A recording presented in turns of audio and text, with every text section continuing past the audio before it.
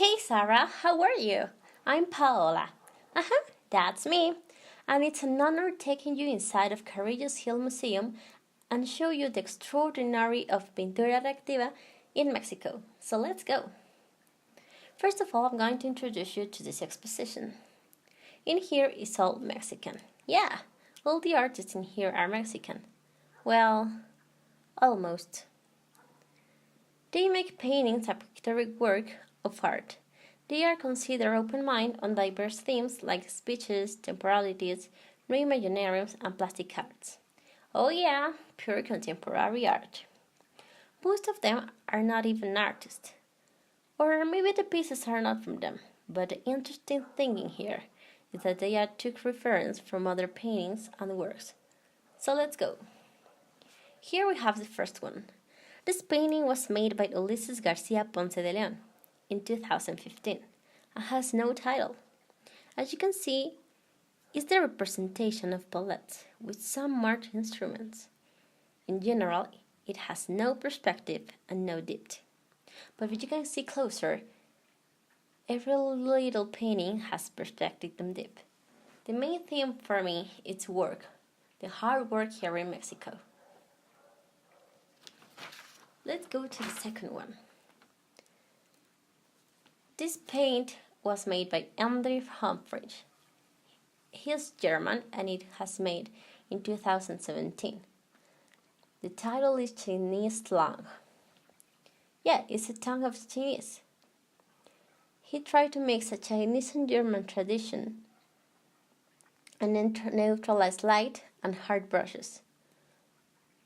It also have way classics. As you can see, it has layers of paint and actually have tape of lines. These paintings were made by Melanie Smith.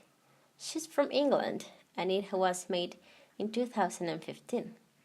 This first title is Diagram 23. It has basic figures like triangles, circles, and squares. If you can see on a map, it actually kind of the borderline of Mexico crossing the Pacific Ocean. The second is called Cat 2. It looked like a fur of a rabbit because of the little tiny and slim brushes. If you can see, it feels like if you can touch it, you can actually feel. Yeah, that is the incredible of art. You cannot touch, but you can feel like if you touch, just by seeing. This is called Diagram 16. It has dotted line and it looks like a lot more symmetry of the others. This one is Diagram 31. Based on statistics and graphic and texture, taking away the main and original content. That was Melanie Smith tried to do in these 4 paintings. Here we have Flowers 84 by Alexis Mara. She's Mexican and it was made in 2017. If you can see the lines, they were made with tape. Also, if you step beside, you cannot see what is in the painting. It has little tiny brushes, as you can see in the flowers and in the woman. This second was also by Alexis Mara, and it called Download Error 401. As you can see, in comparison with the other, these lines are with brushes, not with tape, because they are a lot more slim and lighter. Also, if you step beside, you cannot see the painting. This next one, it was from Gabriel Mora. He is Mexican and it was made in 2016. It calls Medellin. It's a lot more about sizes. Look at the colors it has gray, green, and yellow colors, but actually it looks like brown. He tried to represent the sizes of things, and don't even the size, it means the same.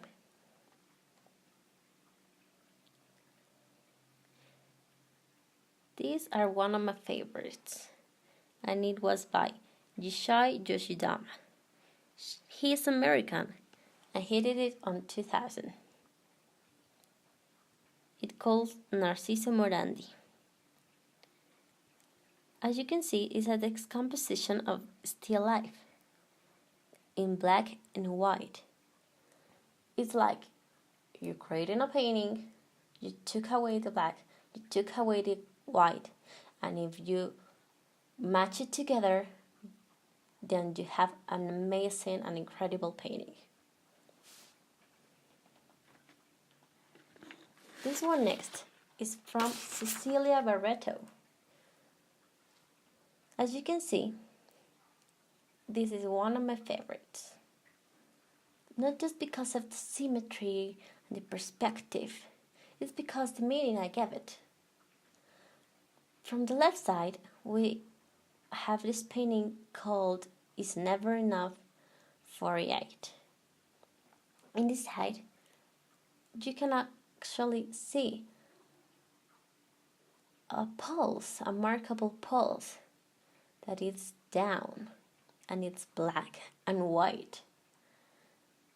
So, if you can think something a little more deep, this side turns into sad, down, invisible, when you don't want no one to see you. From the right side, we have Is Never Enough 45, where you can see a golden and white color. When I see this and I actually see the pulse, I feel like if I am happy, if I'm up, if I'm shining as a gold. So maybe it's taken about how we feel when we are up and when we are down, but actually can refer to the sizes of the brain. On one side, we have this creative, musical side of the brain. On the other hand, we have the symmetry and mathematical and theoretical side. As you can see in this picture, it is actually look like a line. That's why I step beside. Here we have from Cecilia Vasquez from Mexico in 2017 with No Title Painting. It's a representation of dust of carbon. Actually, this is a decoration piece of art. As you can see, you can actually not see where dust or carbon is. But if we took away the circles around it, you can see that actually has a kind of texture, kind of similar of carbon. Here we have from Paul Muguet, and he's actually a Mexican, in 2018, Zarape. A Zarape, it's a cultural cloth of Mexico. We actually not wearing like every day, just in Independence Day or Revolutionary Day, but it's a lot of Mexican culture. I love it because of the lines. These lines were made by tape. He put tape and he paint. I think this is kind of a meta-narrative, because if you're not actually Mexican, or if you do not know like kind of a Mexican culture, you mustn't just see some lines with color, green and yellow and pink.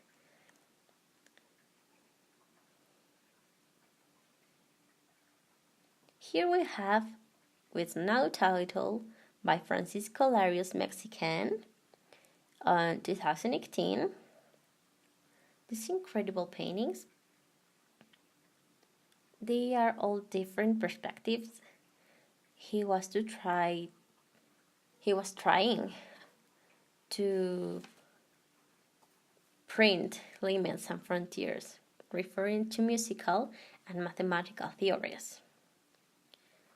Actually, he was trying to make an allegory of techniques and technology, such as a media by Vargas Llosa and Lipovetsky, where he is trying to express that technology and media is not everything. Here we have The Night Crawler by Chelsea Coolprint. She's American and it was made on 2017. It's made from acrylic and actually is one of my favorites in here of the museum because it is not at all like a painting of Renaissantism of a naked woman. As you can see, the woman is actually naked, but he's having a good time. I mean, just look at that humongous high heels. It's like when a woman go out and just have a good time. I also love the colors, the technique. It is really amazing. In this side, by Ilsa Lu Monsteau. She's from Paris, and he made it this year in 2018. It calls Perspective and Depth. The first one, as you can see, have tight brushes and slim brushes. The second one is more like a watercolor. The brushes are tight but soft. This third one, the predominant color is blue. I think it's kind of the representation of water because they have short and large brushes. This fourth one has tight and hard brushes. It's kind of like the most serious, but they think on these four little paintings that they are following the Aurea law. This Aurea law is kind of the mainly basis law in art. Actually, publicity, commercials, art, fashion use this law, the Aurea law. In here we have Emancipation by Rafael Ubiegas. He's Spanish and he made it on 2018 this year. As you can see, it's so simple. It has so many basic figures as circles, triangle, rectangle, and so simple and basic colors, just like black and white. He's trying to make you feel or think about the contemplation. Something invisible and intangible for you could be actually visible and tangible if you observe it and contemplate it, such as circles, such as a triangle. You can find these figures everywhere, but you just don't have time to see it. Here we have New Eye, New Eyebrow by Christian Camacho. From Mexico in 2018, he was trying to represent what our eyes actually see. He says that we see what we see, we made it art. Well, maybe not everyone, but yes, of course, he did. It has lots of perspective and lot of depth. Actually, if you look closer, like in here, you can see that it looks like an eye. like inside the eye. An eye looks like that. Here we have Live Showed by Andrew Birk. He's American and he did it on 2018. He was trying to represent the movement by a human body. For him, body is a pictorial heart. As you can see, it has hard brushes. It looks like some part did it with a sponge, but the curves in here, like on Elsa Louis on Perspective and Dipped, he actually used the circles in the back as a no with an Oriel law. Just look at that. Look at that line with those lines. Those lines actually made that Oriel law. Now, by Ricardo Pinto, he's from Mexico, in 2017. He's actually an architect. I'm very actually proud of him because look at that. He was trying to mix architecture, perspective, technique, color with collage. If you don't know it, Picasso was the main creator of collage. He was trying to paste these newspapers and colors and figures all together to create something new, something different, but something that it was actually figurative. It's kind of the same idea of a collage, but so different.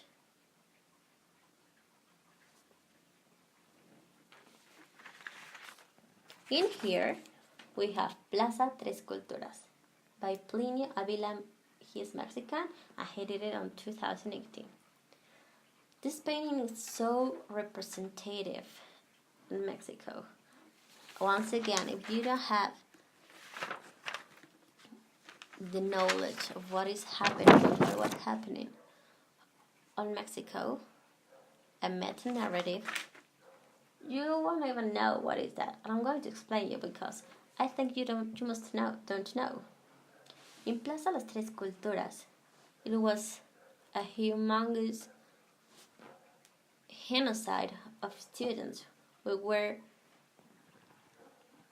marching for their students' rights, and the government killed them because they were a problem, a huge problem for government. Here, he was trying to tell people about the contemplation, about what happened in Tlatelolco, what happened in Plaza Tres Culturas. Because now for people it's like, okay, it's Plaza Las Tres Culturas. And it was like the sense of society has been disappearing year by year.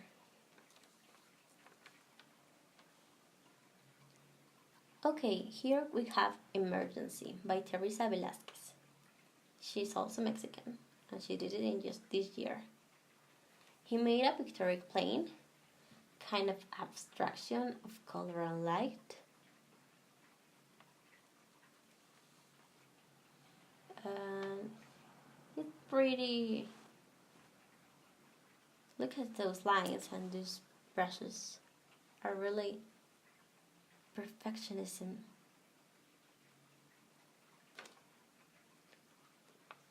Here by Tomas Diaz, he's actually Mexican and he did it on 2015.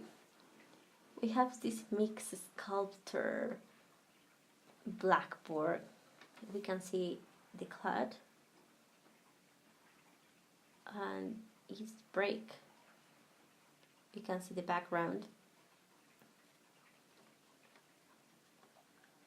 I think he was trying to actually mix a lot of materials and senses. Here we have by Héctor Falcón, Model Constructive Extraction. Here you have layers of wood, layers of paper, layers of paints full of colors. Because of the layers, we have a lot of perspective and a lot of depth. Here we have El Charro. As two other paintings, here we can actually find meta-narrative, because un charro, it's iconic in Mexican culture. If you can see in their faces have shape lines. I think they have like a mask on their faces when they actually put it on their charro dress coats. Look at their eyes. They actually look like they are staring at you. That is just, for me, it's amazing. Here by Agustin Gonzalez in 2017 have creative narrative stories. He was trying to literally make a story, a narrative on this painting. He was inspired on Japanese culture. Here, by Ramiro Chavez, he's from Argentina in 2017, a modern piece of art. He was trying to plasmate history and memorial and identity of light. Here in Impairment. With no title, by Alan Villa in 2016, we see this piece of art like the window to threshold. It has a dimensional plane. Actually, it's a pictorial work. The layer is mainly blue, as you can see. La mirada del Rey Halcón by Omar Rodriguez, Mexico 2018. He was trying to make a mixture of abstraction and figurative art. Oh my gosh, I don't even know how he could actually think about that. Because it's actually a mixture at the same time. But he's not mixing colors. It's kind of a fight between what beauty in the Art Institute is and abstraction. Here by Bertz Kolteniuk, Mexicano, 2018. He was trying to spy on a painting. It feels like touchy and free. But you actually cannot touch it, of course. This piece of art is kind of the representation. Its name is January. So, I think he's trying to represent how the ice is cracking in January when it's snowing and it's so cold. This one and the last one by Luis Hamschreich, Mexico 2017, Lighting Hysteria.